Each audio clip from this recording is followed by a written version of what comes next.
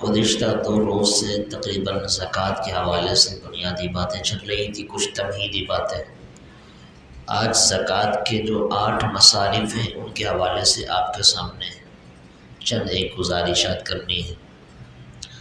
اللہ تعالیٰ نے قرآن کریم میں زکوٰۃ جن کو دی جا سکتی ہے اس کے 8 مصارف یعنی 8 جگہ اور 8 مستحقین گنوائے ہیں۔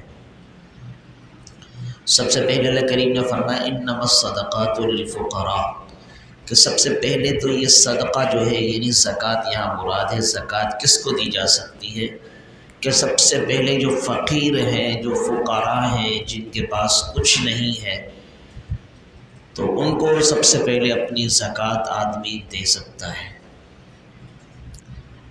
آگے فرمایا مساکین، مسکین کی جمع ہے۔ مسکین اور فقیر دونوں کو اردو میں ایک ہی شمار کیا جاتا ہے، فقیر بھی وہی ہوتا ہے اور مسکین بھی اسی کو کہا جاتا ہے، البتہ پھر تھوڑا سا فرق ہے۔ وہ یہ ہے کہ فقیر کہا جاتا ہے اصطلاح کے اندر اس شخص کو کہ جو صاحب نصاب تو نہ ہو، یعنی کہ اس کے پاس اتنی مالیت یا پیسہ وغیرہ تو نہ ہو کہ 1,25,000، اور ساتھ ساتھ میں فرمائے کہ کھاتا پیتا ہو، یعنی اس کے پاس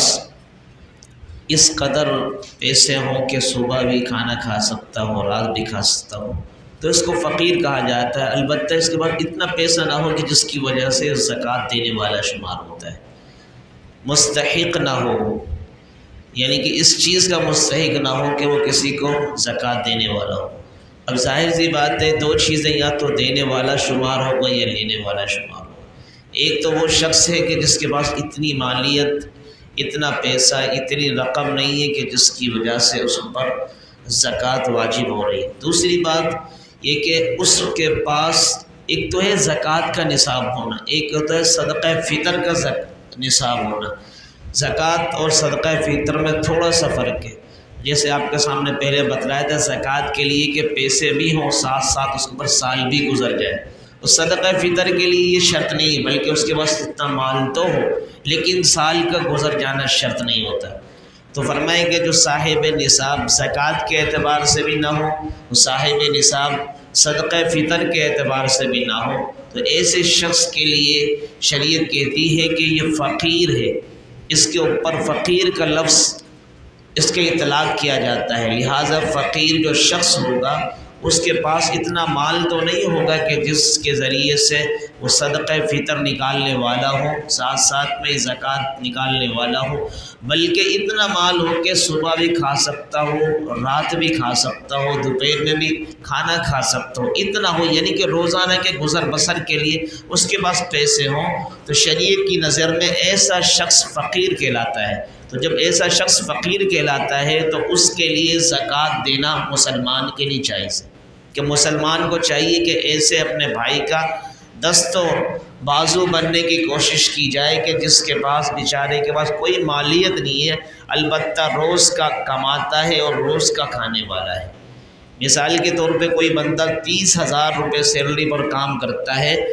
لیکن اس کے بیک گراؤنڈ دیکھا جائے کچھ بھی نہیں ہے اس کے گھر پر، صرف اس کو تنخواہ جو ملتی اسی پر گزر بسر چلتا ہے، تو ایسا شخص بھی شریعت کی نظر کے اندر مستحق ہے، یعنی ایسے شخص کو فقیر کہا جاتا ہے کہ جس کے پاس مال تو نہیں ہے، البتہ اتنا ہے کہ اس کی تنخواہ سے اس کا گزر ہو جاتا ہے، تو ایسے شخص کو بھی ہم اپنی زکوٰۃ دے سکتے ہیں۔ تو پہلا جو لفظ ہے اللہ تعالیٰ نے جو فرمایا انما الصدقات للفقراء، یعنی وہ فقیر ہیں۔ دوسرے نمبر پہ ہے مساکین، مسکین کی جمع ہے، اور میں نے آپ کے سامنے بتایا دونوں لفظوں کو اردو میں ایک ہی شمار کیا جاتا ہے، فقیر اور مسکین دونوں کو، البتہ مسکین میں تھوڑا سا فرق یہ ہے، جیسے اس میں فقیر میں یہ تھا کہ وہ اس کے پاس اتنا مال ہو کہ گزر بسر ہو سکتا ہو، تنخواہ اس کی 25 سے 30,000 روپے ہو جس کی وجہ سے اس کا گزارا چل جاتا ہو ماہانہ۔ لیکن مسکین تو فرمایا اس سے بھی کم تر ہے، اس کے پاس کھانے کو ہی کچھ نہ ہو، ایک تو پیچھے کچھ بھی نہ ہو زیورات کی صورت میں، یا 1,25,000 یا 1,00,000 تک کچھ بھی پیسے نہ ہو، ساتھ ساتھ میں روزانہ کی بنیاد پر کھانے پینے کے اعتبار سے بھی اس کے پاس اس انداز میں میسر نہ ہو جس انداز میں ایک فقیر شخص کے پاس تھا، تو ایسے شخص کو بھی فرمایا کہ ہم اپنی زکوٰۃ دے سکتے ہیں۔ تیسرے نمبر پہ شریعت نے جو تیسری چیز گنوائی والعاملین علیہا، کہ وہ لوگ کہ جو زکوٰۃ کو وصول کرنے والے ہیں، یہ آج کے اوپر تو لاگو نہیں ہوتا، بلکہ یہ اس شریعت مطہرہ کے مطابق اس زمانے میں جب اسلامی حکومت تھی، صحابہ کرام اور اسی طریقے سے آج بھی کہ جہاں جہاں پر اسلامی حکومت ہے، مثال کے طور پہ ہمارے ہاں افغانستان کے اندر، تو وہاں بھی والعاملین علیہا، وہاں پر یہ لفظ فٹ ہوگا کہ جو لوگ زکوٰۃ کو وصول کرتے تھے اسلامی حکومت کی جانب سے، یعنی اسلامی حکومت جب ہوتی ہے تو ان کے لیے ایک متعین کیے جاتے ہیں افراد کہ بھئی آپ کا کام ہے مالداروں سے زکوٰۃ کو وصول کر کر ہمارے بیت المال کے اندر جمع کروانا۔ تو ایسے جو افراد تھے، اگر وہ عاملین علیہا جو عمل کرنے والے تھے اس چیز کے اوپر، یعنی کہ زکوٰۃ کو وصول کرنے والے شمار ہو رہے تھے، اگر وہ مستحق ہیں تو ایسے ان مستحقین کو بھی فرمایا کہ زکوٰۃ دی جا سکتی تھی، جیسے افغانستان میں ہو یا اسی طریقے سے آج کل واللہ عالم کہیں اور تو نہیں کہا جا سکتا۔ چوتھے نمبر پر فرمایا والعاملین علیہا والمؤلفۃ قلوبہم، کہ تالیف قلب کے لیے بھی ہم اپنی زکوٰۃ کو، اپنے مال کی زکوٰۃ کو دے سکتے ہیں۔ تالیف قلب کا مطلب یہ ہے جسے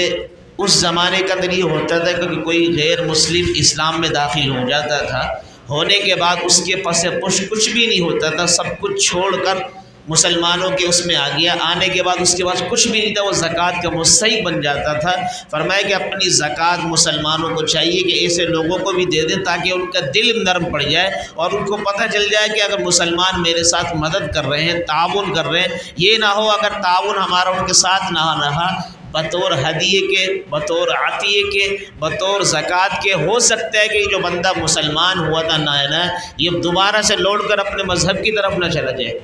تالیف قلب کے لیے بھی اسی طرح ہم اپنی زکوٰۃ کو دے سکتے تھے۔ اور آج کے زمانے کے اندر بھی آپ دیکھتے ہیں کہ جس طرح کتنے لوگ مسلمان ہو جاتے ہیں، کتنے لوگ مسلمان ہوتے ہیں اپنے مذہب کو چھوڑ کر اسلام میں داخل ہو جاتے ہیں، تو ایسے افراد کے لیے بھی فرمایا کہ اپنی زکوٰۃ کو ان کو دینا مسلمان کے لیے جائز اور واجب ہے۔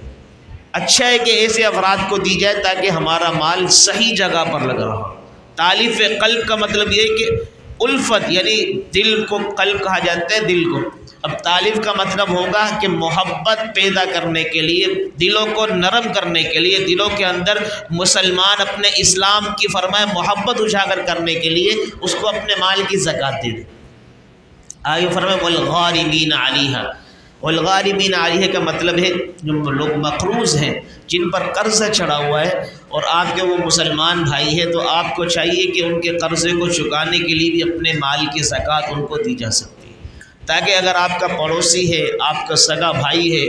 آپ کا کوئی عزیز و اقارب ہے یا آپ کا کوئی رشتہ دار ہے، کوئی بھی ہو، الغرض مسلمان ہو، آپ اس کو اچھی طرح جانتے ہو کہ اس پر قرضہ ہے اور آپ کے مال کی زکوٰۃ نکلتی ہے، تو اور آپ نکالنا بھی چاہتے ہیں، تو ایسے شخص کو بھی اپنی مال کی زکوٰۃ آپ دے سکتے ہیں، تاکہ آپ اس کو دو گے، دینے کے بعد فرمائیں کہ اس کا قرضے کے اندر وہ نرمی پیدا ہو جائے گی۔ جو 10 لاکھ کا قرضہ تھا، اگر آپ کی زکوٰۃ جو 7 لاکھ کی ہے تو 7 لاکھ ادا کر دے گا، 3 لاکھ کا مقروض رہ جائے گا، یہ ہو سکتا ہے کہ پورا کا پورا اس کا قرضہ اتر جائے آپ کی زکوٰۃ سے۔ لہٰذا ایسے شخص کو بھی ہم اپنی زکوٰۃ دے سکتے ہیں کہ جو مسلمان ہو، ساتھ ساتھ میں مقروض ہو اور ساتھ ساتھ میں حقیقت میں مقروض ہو، ایسا نہ ہو کہ لفظی طور پہ مقروض ہو۔ بہت سے لوگ لفظی طور پر مقروض ہوتے ہیں، معنوی طور پر نہیں ہوتے۔ مطلب یہ کہ زبان سے زکوٰۃ وصول کرنے کے لیے ایسے الفاظ لے کر آتے ہیں کہ سامنے والا دینے پر مجبور ہو جاتا ہے اور سامنے والا اس چیز کے اوپر ابھر آتا ہے کہ نہیں، مجھے اپنے مال کی زکوٰۃ اسی شخص کو دینی ہے، اس سے بڑا کوئی دنیا کے اندر مضطر اور مجبور نہیں ہے۔ ایسا نہ ہو کہ تحقیق تھوڑی سی کی جائے، تبھی تو شریعت نے سب سے پہلے تحقیق ہی کی بنا پر کہ جو حق رکھا ہے پڑوسیوں کا اور رشتہ داروں کا رکھا ہے، کہ سب سے پہلے رشتہ داروں میں، کیونکہ رشتہ داروں کا پتہ ہوتا ہے انسان کو کہ کس پانی کے اندر ہے، اور میں کہ کس قدر امیر ہے، غریب ہے، مالدار ہے، کیا کیا ہے اس کے پاس، کیا کچھ نہیں ہے اس کے بعد، سب پتہ ہوتا ہے۔ ساتھ ساتھ میں اس کے بعد دوسرے نمبر پر جو پڑوسی ہوتے ہیں، پڑوسی کے حوالے کے سے بھی دیکھا جائے تو پڑوس ایک دوسرے کا قرب اور جوار کے اعتبار سے پڑوسی ہوتا ہے، اس کو سب تقریباً پتہ ہوتا ہے کہ اس کے پاس کیا ہے کیا نہیں ہے۔ تو اس لیے فرمایا کہ تھوڑی سی تحقیق کرنے کے بعد مقروض جو ہوں، جن پر قرضہ ہو، ان کو بھی ہم اپنی زکوٰۃ دے سکتے ہیں۔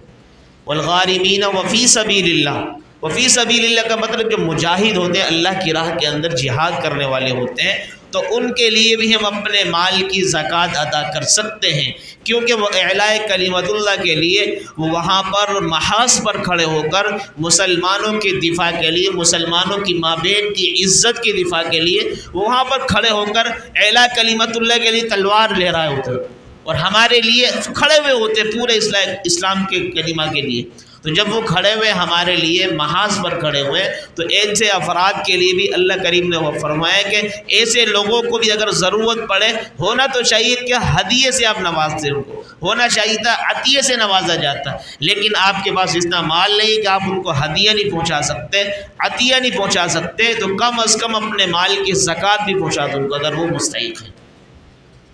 تو اس لیے فرمایا وہ فی سبیل اللہ، آگے فرمایا وابن السبیل، آٹھواں جو مصرف ہے اور آٹھواں جو مستحق ہے وہ ہے کہ مسافر۔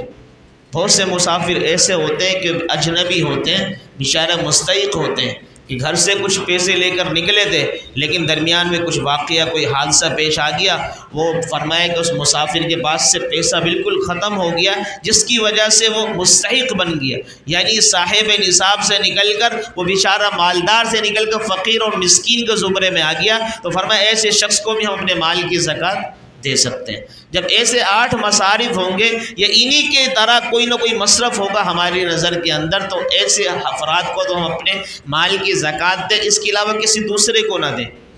جیسے پہلے بھی گزشتہ 2 دن پہلے غالباً آپ کے سامنے بات کی تھی، جیسے بہت سارے رفائی ادارے چل رہے ہیں، وہ نام اپنے اوپر بہت اچھا لگاتے ہیں، مسلمانوں کے لیے بڑے بڑے وہ کرتے ہیں کہ ہم دسترخوان لگا رہے ہیں، ہم یہ کر رہے ہیں، وہ کر رہے ہیں، دیکھو آپ کا مال غریبوں پر لگ رہا ہے۔ وہاں پر ایک سے ایک افراد بیٹھ کر کھانا کھا رہے ہوتے ہیں، اچھے سے اچھے، دیکھو تمہارا مال کسی کبھی افطاری کا دسترخوان لگ رہا ہے، کبھی سحری کا دسترخوان لگ رہا ہے، یہ دکھاتے ہیں۔ اب چھوٹا سا سوال یہ مسلمانوں سے یہ ہے کہ یہ ہماری ہاں ویڈیوز بنتی نہیں کھانے کی، ورنہ ہمارے مدارس میں پورے 12 مہینے اس طرح کے 3 دفعہ دسترخوان لگتے ہیں، جس طرح کے یہ لگاتے ہیں ان کا تو بہت چھوٹا ہے۔ ہمارا تو فرمایا کہ ہزاروں کی تعداد میں طلبہ ہوتے ہیں، ان کو گننا چاہے تو ایک لمحے میں گن بھی نہیں سکتے، اس طرح کے 3 دسترخوان دن میں لگتے ہیں، پورا سال یہ سلسلہ رہتا ہے۔ اب بتاؤ یہ زیادہ مستحق ہے، وہ مدارس کے طلبہ زیادہ مستحق ہے، اور یہ جو مستحق ہے جو مشٹنڈے ہو کر اچھی طریقے سے کھانے کمانے کے لائق وہ سارے بیٹھ کے وہ شطر ملک اڑا رہے ہوتے ہیں، وہ زیادہ مستحق ہے۔ ایسے لوگوں پر زکوٰۃ لگتی نہیں ہے۔ پہلی بات تو یہ یاد رکھیں، زکوٰۃ اس کو لگتی ہے جس کا مذہب زکوٰۃ لینے کے قائل ہو، ان کا مذہبی زکوٰۃ لینے کا قائل نہ ہو، زکوٰۃ کے منکر ہے، تو ایسے لوگوں کو تو زکوٰۃ دینے کی اجازت نہیں ہے شریعت۔ دوسری بات فرمایا کہ پھر ایسا ہو کہ مستحق بھی تو سامنے والا مستحق بھی نہیں ہے، پھر ہمارا ہی مال مسلمانوں کے خلاف یہ استعمال کیا جاتا ہے، چند ہی لاکھوں روپوں کو خرچ کیا جاتا ہے، باقی کروڑوں کے روپیہ جو ہوتا ہے وہ ہمارے خلاف استعمال ہوتا ہے۔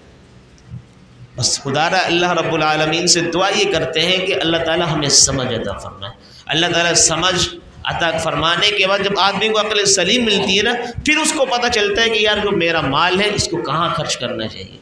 یہ مسلمانوں کے نفع کے لیے استعمال ہو رہا ہے، یہ نقصان کے لیے، نفع کے لیے ہو رہا ہے تو بہت اچھا ہے، نقصان کے لیے ہو رہا ہے تو بہت برا ہے، اس میں ہم شامل ہو رہے ہیں۔ اگر 1 روپے سے ہمارا 1 روپیہ کہیں مسلمان کے خلاف استعمال ہوتا ہے، خدا کی قسم کل قیامت کے روز ہمارے گربان پکڑ جائے گا کہ تم نے تحقیق نہ کی تمہارا مال کہاں استعمال ہو رہا تھا، اور ایسے ہی بغیر کسی تحقیق کے تم نے اپنے پیسے کو خرچ کر دیے۔ اللہ عمل کی توفیق عطا فرمائے۔ وما علینا